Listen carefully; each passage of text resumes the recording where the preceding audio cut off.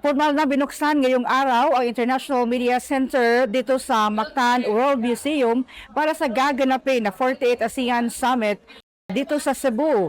Layunin ng IMC ang na magsilbing central hub o sentro ng operasyon para sa lahat ng lokal at dayuhang mamahayag na magbabalita tungkol sa summit. Inaasahang aabot sa 800 hanggang 1,000 na journalists na gagamit sa pasilidad. Ito ay may media workstation, international broadcast center, briefing halls, video and photo desk, and support amenities at ang schedule at pamamahala. Ang proper summit or ang summit proper ay gaganapin ngayong May 8, 2026 kung saan dadalo si Pangulong Ferdinand R. Marcos Jr.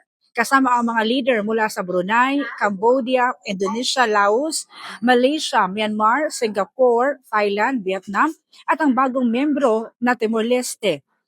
Pangunahan ni na PCO Secretary Dave Gomez at ASEAN National Organizing Council Director General Maria Helen de la Vega ang paghahanda, katuwang sina Cebu Governor Pamela Baricuatro at Lapu-Lapu Mayor Cindy Chan. Samantala sa seguridad naman sa Cebu, mahigit na 7,000 security personnel mula sa PNP, AFP at PCG ang ipinakalat sa buong Cebu para tiyakin ang kaligtasan ng mga delegado at ng media center. Para sa 48th ASEAN Summit coverage, Radyoman Aida Tampos, Tatak Arimen.